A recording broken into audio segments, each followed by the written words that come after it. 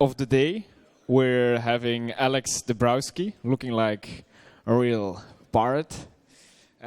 Your name even sounds a little bit more pirate than the other names, Dabrowski. He's gonna talk about, or he's going to have an autopsy on Sinatra. So let's have a warm applause for Alex.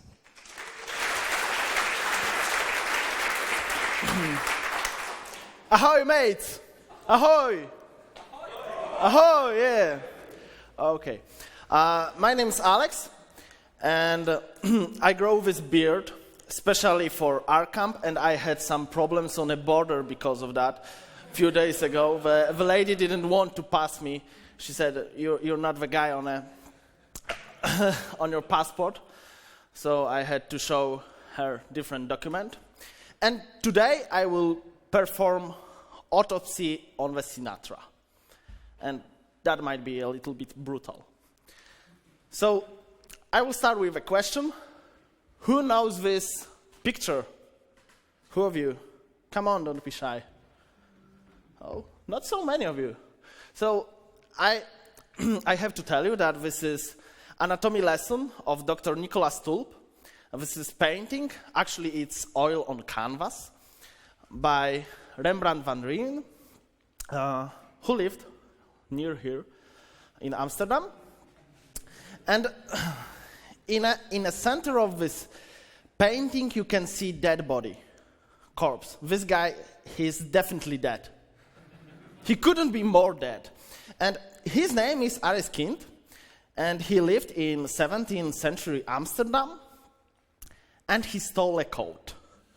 It was armed robbery. I don't know if he used knife or a pistol or anything like this, but he took some guy in some dark corner and said, "Hey man, give me your coat," because that was 17th century Amsterdam. And unfortunately for him, they found him and they sentenced him to death. And they hanged him like some our pirates folks. And because of that, and because this all happened in January, in a winter, and in Amsterdam it was allowed to perform only one public autopsy a year. And this autopsy had to be on a criminal, because that way criminal could improve our knowledge. So this guy, ArrrrCamp, he contributed his body to this autopsy. So I think he believed in open source. So he was a really good contributor. And there was this meeting. They did this autopsy, and Rembrandt painted this picture. And today I will do very similar thing with Sinatra. So I will take Sinatra, and I will look at some code in it. I won't explain you how Sinatra works, but we will look into the guts of Sinatra to find something interesting. Why Sinatra? Because Sinatra has only 1,825 lines of code. And Rails has more like 80,000. It's very hard to measure it, but approximately it's like this. So if you put it on a chart, this is Rails, and this is like Sinatra. And Sinatra and Rails, they both do the same, simply render some web pages. So what went wrong with Rails?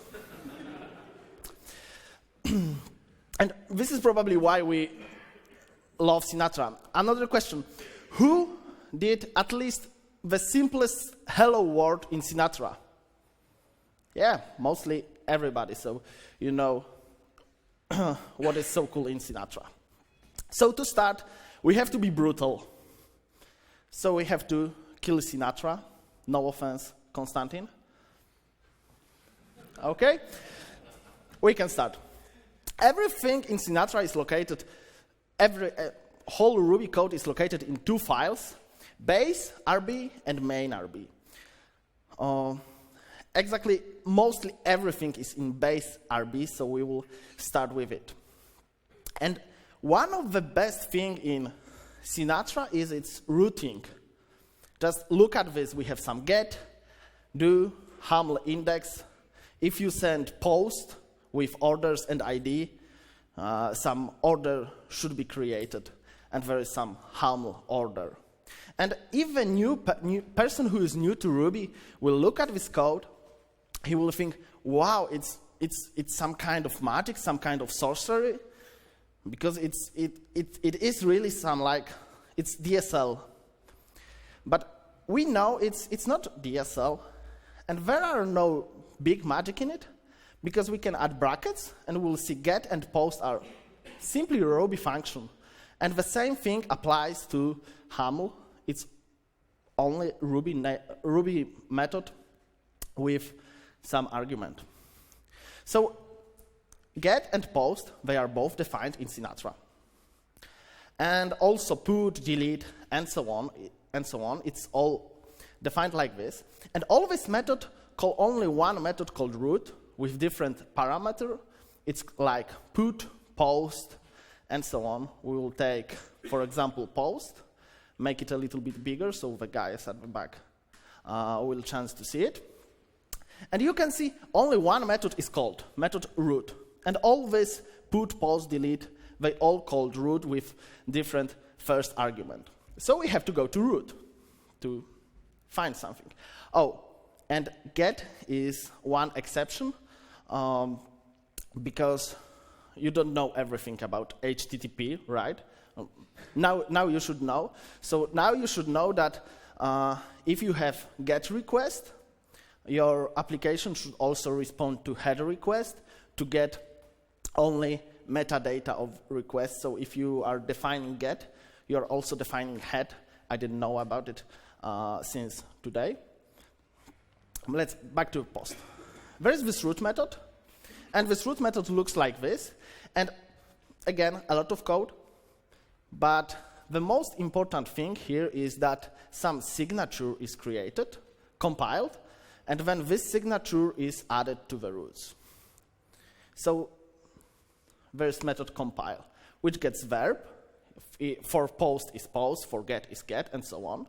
It gets path, the second argument of the root, some block, so the thing we put between do and end, and some options. And this, it's when you are doing autopsy of code you didn't written, like me and Sinatra, you have to do this inception thing, so you have to go deeper. So we are going deeper to compile. And again, a lot of code. And here is interesting method. And this method is this. There is some generate method called. Again, we have to go deeper. And this one is easy. Let's go through this method because it is really interesting. So it all starts with define method with method name in block. Simple, pure Ruby metaprogramming. So far, so good. So we will have some method with some name, and the block will be body of that method. And then we create instance of that method. Still, nothing special. And here is special. We assign this instance to variable called method, because in Ruby you have to remember that everything is an object. Even a method is an object. So if it's an object, we can assign this object to a variable like it's done here. And we can remove this method. So it's no longer defined, and under method variable, we only have this method assigned. And we return this method. You cannot run this unbound method because you have to bind it to some object. But isn't it really tricky? Some method is defined, assigned to variable, and it's nowhere. It's on this variable. It's, again, bind to some object later, but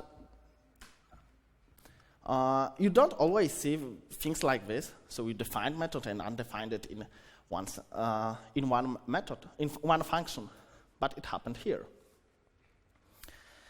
So this is what compile method returns. It returns some pattern, keys, conditions, and proc with method we just unbound. And this method is called when given root will be executed.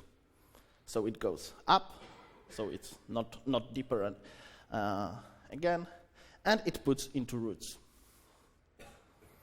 And there is some hook added that this root has been added. I won't be showing you the code for 40 minutes because it's end of the day, and you wouldn't like the code the whole time. So in the meantime, we will talk a little about this picture. So the lesson in the center, this is Dr. Nicholas Stolp. And he was a doctor. He was performing this autopsy, and he had the singlest best title ever. Prelector Anatomy at the Guild of Surgeons. How his business card was looking like. It was really awesome. Prelector Anatomy, Guilds of Surgeons. I wish we had guild of Ruby developers. That would really sound smart on business card. And not only was he a doctor, he was also a city treasurer 8 times. And he was also a burgmaster of Amsterdam, some kind of a major, like 4 times. So he was a politician. He was not only a doctor, but he was also a politician. And the people you can see on this picture, there are no scientists. There are only 2 physicists there, but they all are wealthy middle-class Amsterdam citizens who were just curious how this body looks like. So that was like a show or conference for them to see the human body, because they didn't have internet back there, so they couldn't just type how something here looks like. Okay. And this is terrible function. You can actually find it in Sinatra. And it may look very smart, but is it that smart? So let's start with the beginning of that method. So we have set option value equals not set equals true. Value equals not set equals. Do you get it? I don't. Maybe if I stare at this for enough time, I would get it, but it could be just extracted below. We all know how it might look like. It wouldn't be so smart, and it wouldn't be so squishy, so we would probably lose some lines of code. But it would be much more to understand it on a first side. And again, we have raise argument error if block and false not set. So it's not set. We have double negation here. So not set is not true. So maybe it could be reverted to just and set or unless set. And this one, it's again value not set equals block false if block. And all of you knows what it's doing and how it works, but you have to think a little. You have to think whether whole expression is assigned if block exists, or only condition is about the second part with this not set variable. And it could be written in normal Ruby in 4 lines of code, like if block value equals block and not set equals false. And of course, it saves some space, but it's a little bit smart and not easy to understand it. Excuse me? No? No? Okay.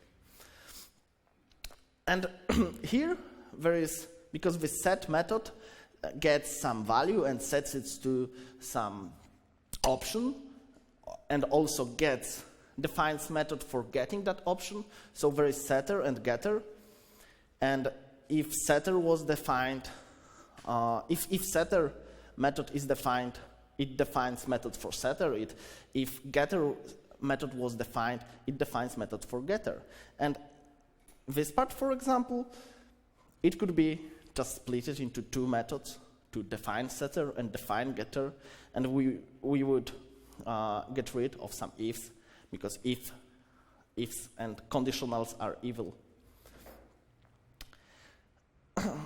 That was some bad part, but also Sinatra has some sugar. People call it syntactic sugar, and it's really sweet, and I love it. Look at this. Very simple. It's almost doing nothing. It defines method back, which gets as referrer of a request. And how better is use back in your code instead of request referrer? It really gets the point of this referrer. And also there are methods for request statuses. So instead of checking whether some status is between 200 and 300, you can only type success. You may think, it's just some method. It's not that cool, but this is really cool. This is why Ruby is cool, because in Ruby we define methods like this. And because these methods have names like informational, success, redirect, or even not found, it's very easy to write readable code using these functions. And some people, especially from other languages, they call, oh, Ruby has this syntactic sugar. And they say it like it would be bad thing. For me, it's not syntactic sugar. It's just good practice for writing readable code. So client error, server error, I really enjoy these functions. I'm sorry, I have to take it because I can't see anything. Oh, there are people here. Wow, awesome. Okay. In Ruby, in Sinatra, you can define templates in Liquid, in HAML, in ERB, and so on. So there is this method, this HAML index. Again, it's DSL, but it's plain Ruby method. And in Sinatra, you can find this method called HAML, and also you can find a method for Liquid, Markdown, so on and so on. And they all look almost the same. Only first argument, this HAML, Liquid, Markdown text style, is changed. So maybe we could try it a little, because there are like 20 or 30 lines like this in Sinatra. So maybe we could take all these templates into one array, iterate through this array, so HAML, Liquid, Markdown, each, iterate with each name, and define method for each name, with, of course, template options locals, like it used to. And inside this define method, we could call this render with correct symbol. So we could write this simple 5 lines of code instead of lots of explicitly defined methods. Who prefers thing with define method? Nobody? Nobody? Really? Nobody? Okay. Who prefers this normal thing? Half to half. I also would rather write like the latter. So define HAM, define Liquid, because okay, the code at the bottom at the top. Code at the top is very smart, but when new developer will come, he will look, and he will be surprised. But as it is now, it's very easy, it's extremely easy to understand what's the purpose of these functions. And what's moreover, there are functions like SAS, like builder, which has some options, and you would have to define them anyway somehow. So you would have some methods defined in normal way, some methods in defined methods, and that would be messy. So I like the way it is. Rembrandt's anatomy lesson. Yes, I too was stunned. Do you remember the flesh tones, earth, bare earth, especially the feet? Also, there is sometimes always really a contrast between the tone of the dress and that of the face. These are the words of Vincent van Gogh, who wrote a letter to his brother about this picture. And Van Gogh was pointing at a special technique called chiaroscuro. Who is familiar with this word? Wow, 3, 1, 2, 4. I'm really impressed. So I will try to teach you something, because you're probably not listening all this code thing. So I will teach you this. Chiaroscuro is an Italian word for this kind of painting where you have huge contrast between light and dark, because chiaro means light and scuro means dark. So you can repeat after me, chiaroscuro. Chiaroscuro. Buongiorno. Okay. So this is chiaroscuro. So you at least learned something today. Sinatra has a lot of tests. It's really well tested. It has 8,000 lines of code, of tests. So it's like four lines of code for each, 4 lines of test for each line of code. So there are integration tests and tests for almost everything in Sinatra. Or at least it looks like. And some of these are smart. So we will have this one. Let's break it. So there's an array of verbs, again, HTTP verbs, like get, put, post, delete, and so on.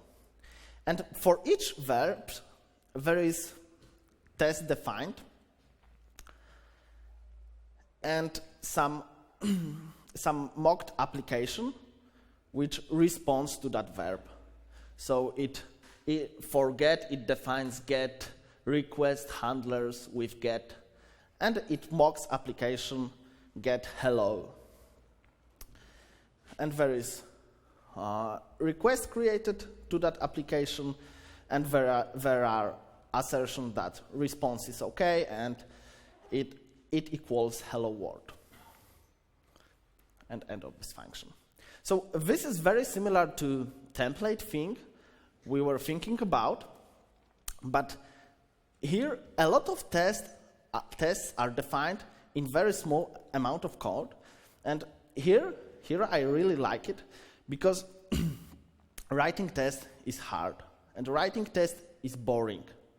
So when you can generate some tests, and you know that they are working, it's really worth doing it. It's not an API part of your application, so you're not as concerned here about readability. It's more like getting stuff done, and this each at the top of the page really defines a lot of tests, and you make sure that everything is working. How do we know that this is a Rembrandt painting? Because he signed it. Probably you're not seeing anything, but you have to believe me that there is Rembrandt written like there, and also there is a date, 1642, 32, and Rembrandt was 26 when he wrote that painting.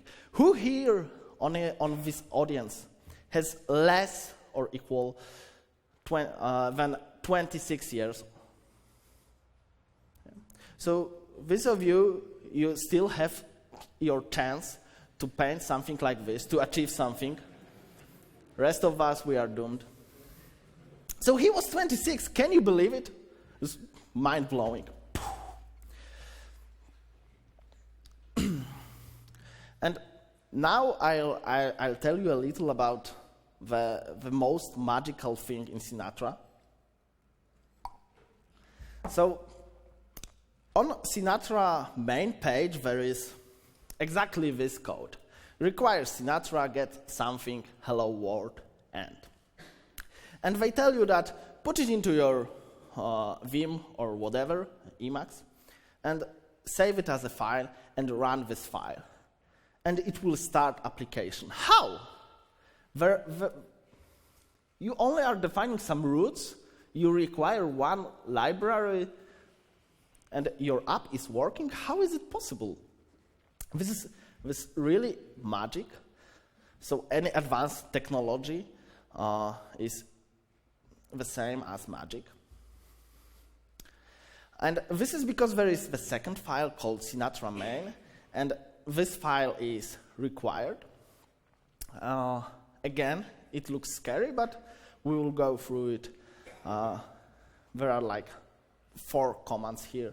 So there is this base required. There is a Sinatra application base class. It's class in Sinatra like for everything. And there is set up. App file is set to color files first. I have no idea what color files is. So I have to go deeper. So I see color files called cleaned color 1, flatten. I have to go deeper. And here I have a clue. There is a comment. It's like kernel color, but excluding certain magic entries. And this is magic. But do you know color method? Who knows it? Like 10 or 15 people? I didn't know that this method exists even in Ruby. I didn't know about them. So I learned something, except chiaroscuro. And this method is defined in kernel. It's default method in Ruby. So let's take this code as an example. There are 2 functions, A and B. A gets some argument and pass it to this color method, and B gets some argument and pass it to this A method. I know it's not so clever. And at the end, we show output of B with 0. Let's say it has to be 0.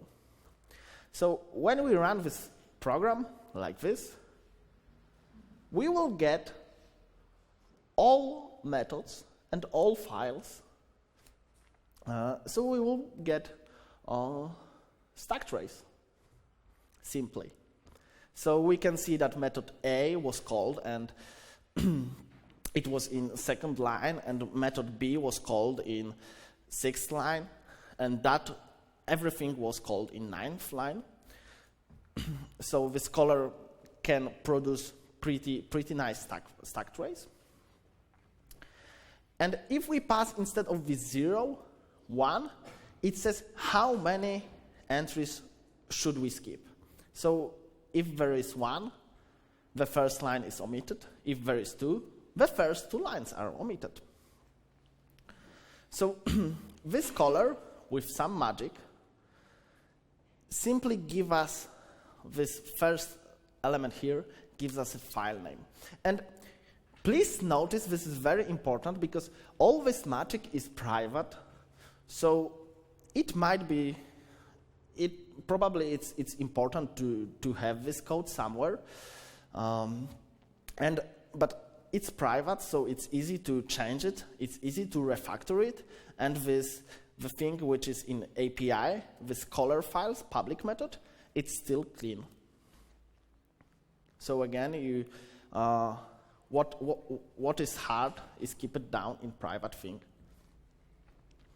So because this caller first gives us file name of the file which was called. So app file is set as a file name. If it didn't give us anything, the $0 is called. Who knows $0? 20 people or even more. What gives us $0? My account balance. Yeah, your account balance. I You owe me money. $0 is the file name which we call when we type Ruby app RB. $0 will be app RB. And there is option called run set. And so there are two things compared: the file name and the file name in which this code is located, and the file name which was called. So if you run this file with your application directly, it will be set to true. Otherwise, it will be set to false. For example, when you run this application, when you require this code somewhere in test, so it won't start the server. So the server will be run will be set to true only if you run this application directly. And this is the last line of code I'm showing you. Hooray! And this is @exit application.run and $!nil. $!nil. $!nil. What the hell is that? Do you know what $! is? 5, 7, 7. Oh, 10. Oh, wow! I didn't knew about it before I started looking into this code. So $! is some predefined Ruby variables, and it gives us the last exception information, message of exception. And there are like 20 or 30 variables like this. So for example, you can set or get default Ruby field separator using $colon, or set default output. It's by default it's std out, but you can change it. And this is like in Perl, but there is something like this in Ruby. You learned third thing now. So if this $!nil is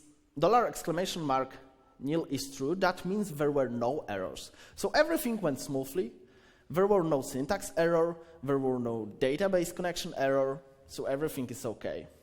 So if everything is okay, and this run option has been set to run, so simply if you run this application directly, there is application.run called. And this is all called @exit. @exit defines gets a block, and and you can specify some code you would like to call at the end of the program. So when all your Sinatra application has been parsed, all roots, and when Ruby parser is leaving this application and everything was okay, and you are running this file directly, it will magically start application. Isn't it awesome? Isn't it? Is it? Really, this is magic. This is how magic works. So that you can only type get hello world and it will run magically. This is magic. Okay. And you are looking at this picture the last time. I know you might be kind of bored about it. And this is very important thing about this picture, because these people, this wealthy middle class of Amsterdam, they are all really surprised, and they are all really curious about what's going on with this autopsy.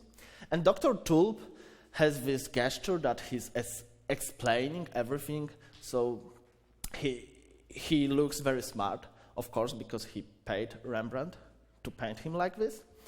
But there is something wrong with the body, because all autopsies back then, they were started by cutting a belly, so all the guts, all the nasty things inside human body, I don't know what we have inside, but it doesn't look pretty. And all these things, they were like, and Rembrandt, instead of painting this autopsy as it was, he only painted this nicely hand with nerves and muscles, because probably he didn't want to scare people who were looking at this painting. And when we were going through this Sinatra code, we also might notice that, okay, there were some maybe not so clean things, but whole API, all these templates, all these roots, and all of this syntactic sugar was really clean. It was really stupid, simple code.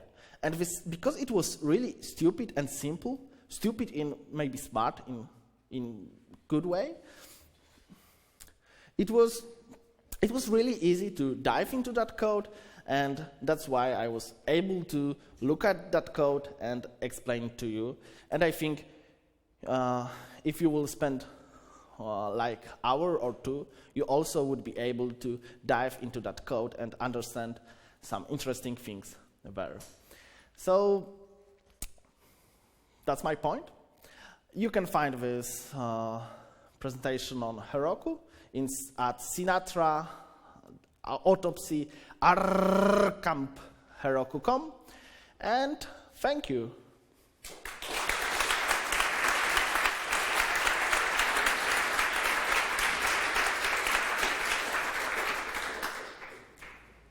If you have some question, you may ask me them. Yes? So who did Sinatra kill to warrant this autopsy? Who killed? Ooh. You shouldn't say it loud, because they might find me. And I know that Amsterdam is not so far away from here, so yeah, I killed Sinatra, but only today. I think it's everything for today, so thank you.